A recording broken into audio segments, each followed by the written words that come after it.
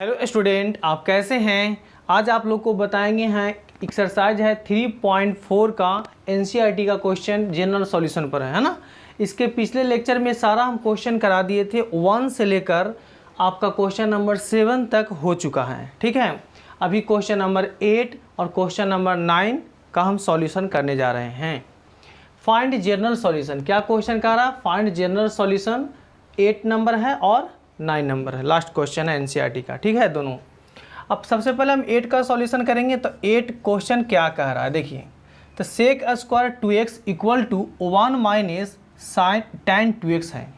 ठीक है, तो सबसे पहले हम देखते हैं कि यहाँ पर जो क्वेश्चन है उसको सेक स्क्वायर 2x, सेक स्क्वायर क्या है यहाँ पर, सेक स्क्वायर हो गया 2x इक्वल टू 1 माइनस यहाँ पर कितना है tan 2x है। क्लियर। तो सेक स्क्वायर थीटा को क्या लिखेंगे, 1 plus tan square theta, 1 plus क्या हो जाएगा tan स्क्वायर यानी कि थीटा 2x हो जाएगा, है ना। यहाँ पर क्या होगा 1 माइनस हो जाएगा tan 2x। अब ये 1 से 1 कट गया। अब इसको हम लोग क्या करेंगे कि tan स्क्वायर 2x इसको इधर ले आते हैं, प्लस में चला आएगा tan 2x इक्वल टू 0। अब यहाँ से हम tan 2x कॉमा ले लेंगे तो कितना बचेगा यहाँ पर tan 2x अब प्लस 1 इक्वल टू 0। ठीक है, अब यहाँ से हम लोग क्या करेंगे कि tan 2x इक्वल टू 0 और यहाँ से देखेंगे tan 2x plus 1 equal to 0। ठीक है ना।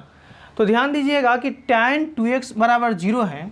हम फार्मूला क्या बताए थे, सारा फार्मूला देखिए फिर रिपीट करते हैं कि tan 2x इक्वल टू 0 होगा। क्या होगा, tan अगर थीटा इक्वल टू 0 बताए थे तो थीटा बराबर क्या होता था पाई n होता था, है ना। तो उसी तरीक़े से अगर यहाँ tan 2x बराबर 0 है तो यहाँ पर 2x कितना हो जाएगा आपका पाई n होगा, है ना। तो x इक्वल टू कितना हो जाएगा पाई n, अब बाई यहाँ पर 2 जहाँ पर n बिलोंग्स क्या होगा इंटीजर। क्लियर। अब यहाँ से आंसर देखेंगे, यहाँ से देखिएगा कि tan आपका 2x है इक्वल टू कितना हो गया -1। अब इस -1 जो है वहाँ से क्या निकलेगा ऑब्ट्यूस एंगल निकलेगा। तो इस ऑब्ट्यूस एंगल को पहले हम एक्यूट एंगल में चेंज करेंगे, उसके बाद उसका वैल्यू आएगा फाइनल, जो कि आपको हम प्रिंसिपल निकाले तो वहाँ पर बताए थे। ठीक है ना।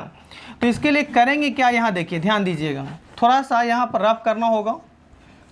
ये आपका जो है tan 2x बराबर -1 है, तो -1 कितना डिग्री का वैल्यू होगा अभी डायरेक्ट आपको पता नहीं है। तो इसके लिए क्या करोगे, हम बताए थे कि इसको थोड़ा समय के लिए लेट मान लीजिए कि tan alpha equal to 1 positive मान लीजिए। ठीक है ना। अब पॉजिटिव मान लिए तो 1 का तो वैल्यू सब लोग जानते हैं कि 1 tan 1 होता है 45 डिग्री।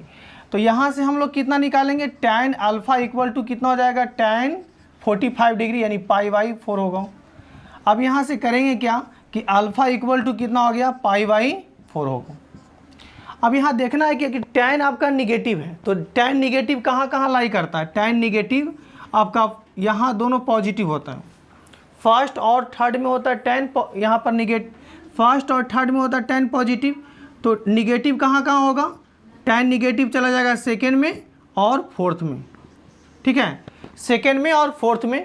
तो ध्यान देंगे कि सबसे पहले जो आएगा उसी से निकालेंगे। प्रिंसिपल के लिए हम लोग दोनों में यूज करते थे, मगर यहाँ पर एक का हमको वैल्यू लेना है, तो वैल्यू सबसे पहले सेकेंड आ रहा है तो सेकेंड में ले लेंगे।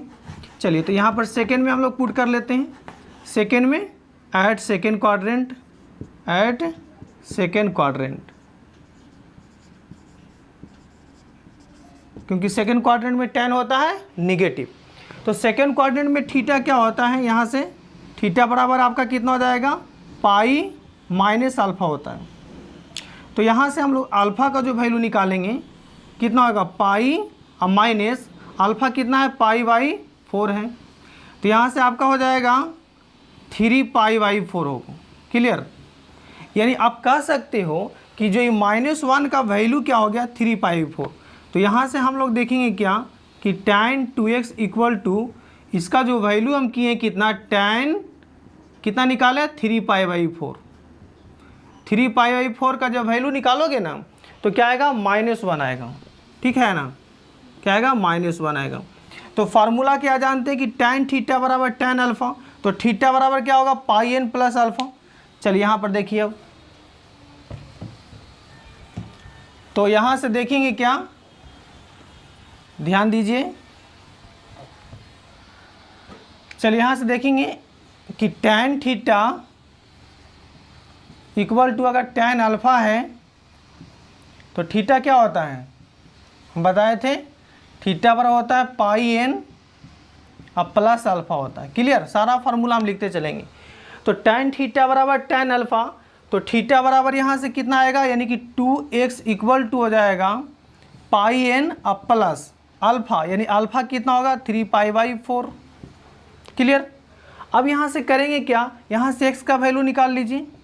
तो x का वैल्यू हम लोग निकालेंगे, सभी में 2 से डिवाइड कर लेते हैं, यानी आई एस को ऐसे भी लिख सकते हो, एलसीएम ले लीजिए, तो 4 का एलसीएम लेंगे तो यहाँ पर कितना होगा 4πn अब प्लस यहाँ से कितना होगा 3π, यानी यहाँ से x का वैल्यू निकलेगा कितना, आपका हो जाएगा 4πn अब प्लस आपका कितना है 3π, अब बाई आपका 8 होगा। अब इसको अलग अलग पार्शियली कर लेते हैं, x बराबर तो 4πn अब बाई 8 अब प्लस कितना होगा 3π/8। अब इसको 2 से कटाएंगे है ना, तो यहाँ से कितना होगा x equal to pi n अब बाई कितना है 2 अब प्लस आपका हो जाएगा 3π/8 होगा, जो कि n बिलोंग्स इंटीजर है। ठीक है ना, तो x का वैल्यू 2 निकल गया इसमें। चलिए उसी तरह से हम लोग देखेंगे क्वेश्चन नंबर अब 9 देखते हैं। क्वेश्चन नंबर 9,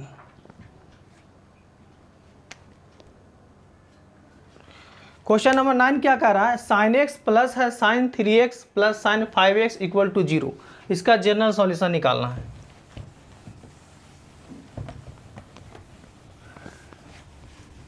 देखिए सबसे पहले उसमें हम लोग क्या करेंगे, sine c plus sine d का फार्मूला यूज करेंगे। ठीक है, देखिए चलिए क्वेश्चन नंबर 9 क्या कह रहा है, 9 का सॉल्यूशन करने जा रहे हैं, जनरल सॉल्यूशन। तो क्वेश्चन नंबर 9 यहाँ पर देखिए क्या है, साइन 5x है ना, सबसे पहले साइन 5x को लेते हैं, साइन 5x अब प्लस साइन x को यहाँ पर ले लेते हैं अब प्लस साइन यहाँ पर कितना 3x इक्वल टू 0। अब ये दोनों को पेयर क्यों लिए, क्योंकि ये दोनों में हमको जो है ना ज़्यादा सेट हो रहा है, मतलब कि sine c plus sine d करेंगे तो ये आ जाएगा। ठीक है, तो देखिए sine c plus sine d का पहले हम फार्मूला बताए थे, फिर से यहाँ पर देख लेते हैं sine c plus sine d क्या होता है, क्या होता है 2 sine c plus d/2 into cos c minus d/2 होता है। क्लियर, सारा बताए थे मगर अभी फिर इसको हम यूज हो रहा है तो बता रहे हैं। तो sine c plus sine d यानी कितना हो जाएगा, यहाँ पर देखिएगा ये दोनों का हम पेयर बना रहे हैं, तो यहाँ से करेंगे 2 साइन c प्लस d/2 यानी कितना होगा 5x प्लस x बाई कितना हो जाएगा 2। ठीक है, into cos c minus d/2, c कितना हो जाएगा, इसको c मान लिए 5x माइनस x अब बाई कितना हो जाएगा 2, और यहाँ से आपका हो जाएगा साइन आपका हो जाएगा 3x इक्वल टू 0। क्लियर, चलिए अब इस फार्मूला का कोई यूज नहीं है, यहाँ पर हम लोग देख लिए फार्मूला सेट कर दिए, तो यहाँ पर कितना हो जाएगा 5x प्लस x यानी 6x, तो लिख सकते हैं 2 साइन 6x/2 मतलब कितना होगा 3x, 6x/2 कितना हो जाएगा 3x, और इंटू कॉस यहाँ पर कितना होगा 4x/2 2x हो जाएगा, अब प्लस साइन आपका हो जाएगा कितना 3x इक्वल टू 0। अब दोनों में क्या कॉमन आ रहा है, साइन 3x दोनों में कॉमन आ रहा है, तो यहाँ से हम साइन 3x कॉमन ले लेते हैं। ठीक है ना, तो कितना होगा 2 कॉस 2x अब प्लस 1 इक्वल टू कितना होगा 0। अब यहाँ से फिर उसी तरीक़ा से करेंगे, साइन 3x जो क्वेश्चन नंबर हम 8 में किए थे, साइन 3x इक्वल टू 0, तो बताए थे कि साइन थीटा इक्वल टू 0 होता है, तो थीटा बराबर क्या होता है पाई एन है ना, तो साइन थीटा 0 यहाँ पर फार्मूला हम लिख देते हैं, साइन थीटा बराबर 0, तो थीटा बराबर कितना होगा पाई एन। ठीक है, तो यहाँ पर देखिए साइन थीटा की जगह हो गया 3x, तो क्या होगा 3x इक्वल टू हो जाएगा आपका पाई एन। तो x बराबर कितना हो जाएगा पाई एन बाई कितना हो जाएगा आपका 3। और आपको पता होना चाहिए कि n हमेशा क्या होता है इंटीजर होता है, जो कि i से डिनोट किया जाता है। ठीक है ना। चलिए अब इससे हम लोग आंसर निकालेंगे। सभी में 2 का आंसर आएगा, इसमें भी 2 का आंसर आएगा। देखिए चलिए ध्यान दीजिएगा। अब यहाँ से देखते हैं कि 2 cos 2x अब प्लस 1 इक्वल टू कितना है 0 है। अब यहाँ से देखते हैं क्या कि cos आपका कितना है 2x, cos 2x बराबर कितना हो जाएगा -1। ठीक है, तो यहाँ से देखते हैं cos 2x इक्वल टू कितना हो जाएगा -1/2 होगा। अब माइनस जब भी लगता है तो माइनस जो होता है ना हमेशा ऑब्ट्यूस एंगल बताता है। तो यहाँ पर ऑब्ट्यूस एंगल आपको पता नहीं है, तो उसके लिए फिर रफ कीजिए जो आपको बता चुके हैं, है ना। इसका वैल्यू क्या होगा, ऐसे तो इसका 120 डिग्री होगा, मगर कैसे होगा वो हम बताने जा रहे हैं। सबसे पहले यहाँ पर आप इसको लेट मान लीजिए कि cos अल्फ़ा इक्वल टू 1/2, है ना। तो cos अल्फ़ा 1/2 ले लिए, पॉजिटिव ले लिए, तो cos अल्फ़ा 1/2 का डिग्री कितना डिग्री होगा 60 डिग्री, यानी cos 60 डिग्री का वैल्यू कितना होता है, cos जो होता है 60 डिग्री का वैल्यू कितना हो जाएगा π/3 से हम लोग इसको रेडियन में डिनोट करते हैं, है ना 60 को। तो यहाँ से अल्फ़ा का वैल्यू कितना निकल गया, अल्फ़ा आ गया आपका π/3 आ गया। मगर ये तो आपका पॉजिटिव के लिए है, मगर यहाँ क्या है निगेटिव है। तो cos निगेटिव कहाँ होता है, cos निगेटिव आपका लाई करता है, ये दोनों में पॉजिटिव होगा तो ये दोनों में निगेटिव होगा, यानी आपका सेकेंड क्वाड्रेंट में और थर्ड क्वाड्रेंट में cos निगेटिव होता है। क्लियर।